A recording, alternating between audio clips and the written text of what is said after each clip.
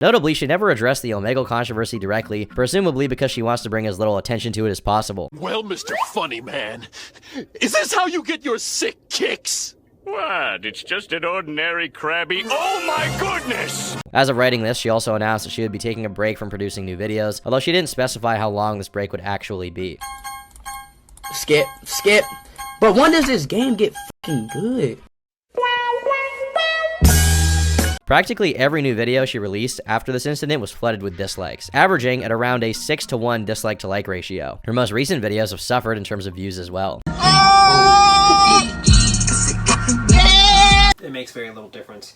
And also, dislikes, again, likes and dislikes, comments, they're all engagement. YouTube wants that. Like, they don't like the beef when it blows out of proportion. They realistically don't care who's being mean, who's doing what, who's bad or worse, as long as they keep meeting the bottom line of making money. Tell them to bring me my money.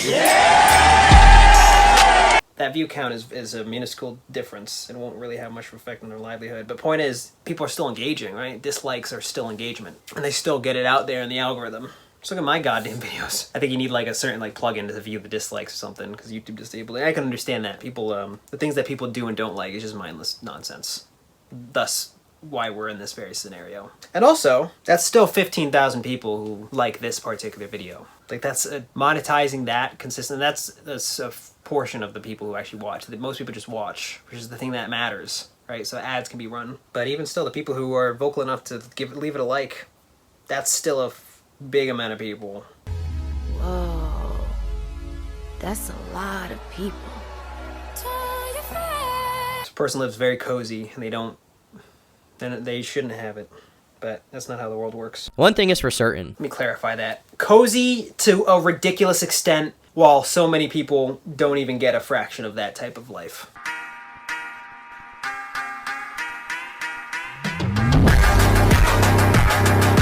That's the problem. You know, I'd be okay with everyone living good, cozy. In fact, I believe that's the way it should be, and humans are totally capable of doing that. We just choose not to because, you know, you benefit from screwing other people over. We live in an overabundance and people are deprived.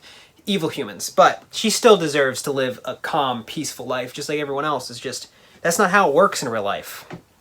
How it works is this person lives exorbitantly exclusive, accessible existence, while so many other people who are of way higher character, who are just way better, have considerably less, who have to work considerably harder, who get treated even worse, who have considerably less to turn to, who have to deal with the same problems she has. It's profoundly fucking tragic, dude. Yeah, that's the clarification. So let me be clear.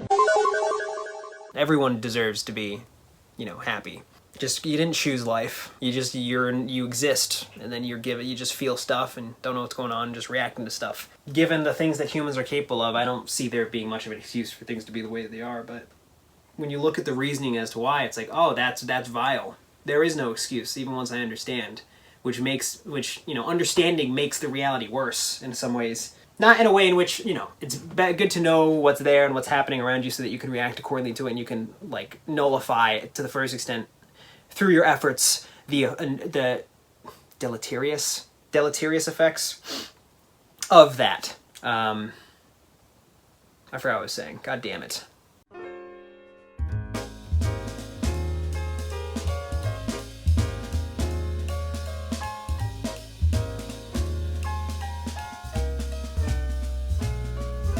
Understanding, right. So it's good to understand, to be able to get past. But through understanding will come an additional layer of suffering. Because when the more layers you peel back on humanity, the more disgusting, grotesque, mindless, evil crap that you're going to come across. Stuff that is so profoundly bad that you just can't accept. You can't. This is my kingdom come. This is my kingdom come. Oh! You can try to, but I don't know, even through accepting a lot of this, you almost kind of have to become part of it because it just doesn't fit. It just, I don't know how to explain it. Deleterious. I'm pretty sure I used that right. Yes.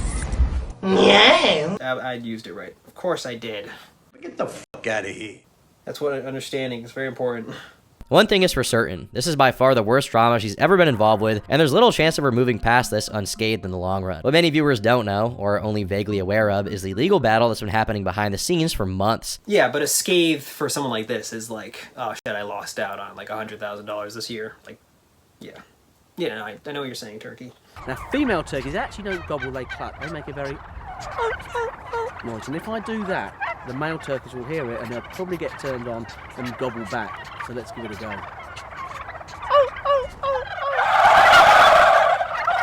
Which is probably causing a lot more stress to her than this drama ever could. And here, finally, we can let the cat out of the bag. I've spent the entire video teasing a resolution to the whole sniper sausage situation. Perfect show, LT. And an answer to all questions being raised. From December of 2022 until now, Evan, or Sausage, and Leah, or Sniper Wolf, have been engaged in a legal dispute over the ownership and operation of the Sniper Wolf channels. This lawsuit's still ongoing, so keep in mind that every claim made by either party will have a large asterisk with big bold allegedly next to it. So take everything with a pinch of salt, but the content of these proceedings, which are now public record for anyone to see, have massive implications for Leah's channel and potentially reinterpret her entire history online. But before we get into that, let's actually start by confirming what most of you already knew. Sniper Wolf and Sausage had in fact been married, and on October 20th, 2022, Sausage officially filed for divorce. John, I want a divorce. Divorce. So the people were right. The people earlier, erotic or something. Yeah. Blatant defending their lies. It's the same thing. It's the same thing. We understand what this person is at this point. They have the same patterns of behavior over and over again. I guess we gotta expect it. Now the big stuff. On the 22nd of December 2022, Evan Young filed a lawsuit against Sniper Wolf for breach of contract with the Maricopa County Court in Arizona. In it, he detailed the kind of business relationship he had with her, and he accused Leah of breaching the contract they had via shared ownership of Channel Red. Bro, dude, Sausage. He's coming in. He's cooking. He's cooking the wolf.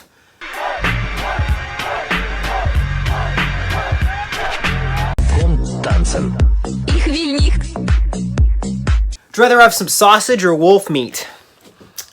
Because we're having wolf meat through this lawsuit. Which is a business which owns the Sniper Wolf channel, wherein he claims she was sidestepping him for various business deals, such as a sponsorship with G Fuel. This has led to an ongoing legal battle and a countersuit by Leah, in which both Evan and Leah present two highly diverging versions of the story of the channel's inception. So whoever wins that is going to be based on who's the most convincing and who has the strongest legal team. Remember, people aren't there to figure out what's right. They're trying to figure out what works within accordance to the laws that are defined. Let's try to go over the story these two individuals present, highlight where the two versions meet, where they differ, or what is right in accordance to the laws that are defined in that current place and time, wherever the f they are. And what the implication of each version would be for the entire history of the channel. All of the information presented directly in this section is directly from the case's legal documents, which are readily available online. We'll start with Sausage's story on what went down. In 2010, Leah and Evan allegedly met while playing Metal Gear Online. They texted back and forth for a while for the year's duration, but communication between them would eventually break down as they grew more distant for no particular reason. In the interim, in 2011, Leah made her Sexy Sniper channel, which quickly gained a reputation for being sleazy and not safe for work. They'd reconnected in December 2012, exchanging regular correspondence at that time. Evan says that in January 2013, he pitched an offer to her for the creation of the SSSniperWolf channel, the one we all know. The deal he offered was that he would record gameplays, write scripts, and Leah would simply read the scripts out on camera to make it appear as though she was the one playing the game. He also claims that he was to make sure this channel was completely distant from the Sexy Sniper channel. Leah apparently agreed, and the channel was created on January 19th by Evan, who utilized a mixture of both of their personal info, including Leah's first name and birth date, and Evan's last name and contact information. Ooh,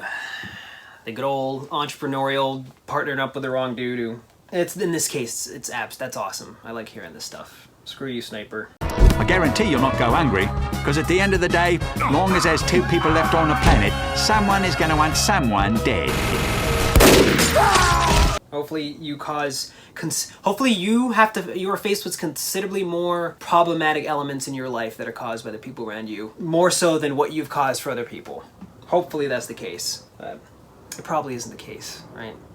Evan says they would agree on a 50-50 revenue split at this time. He also claims that he was the dictator of the channel deal with Fullscreen for the ad revenue from the channel, and that they agreed to split this revenue equally, and the first payment from Fullscreen in March 2013 was deposited into Evan Young's PayPal account. Evan then moved to Arizona to be closer to Leah in May 2013, and according to him, they got married in the same month. Of course, this is a far cry from Sniper Wolf's perspective. Her version of the story up until this point in time is less rich with detail. Less rich with detail, of course. Like, if you're lying, if you're trying to, like get people on your side, why, and you're a piece of crap and you did stuff wrong, you're gonna leave out information, you're gonna mislead, you're gonna just outright lie, you're gonna not go into detail. It makes sense. Channel all on her.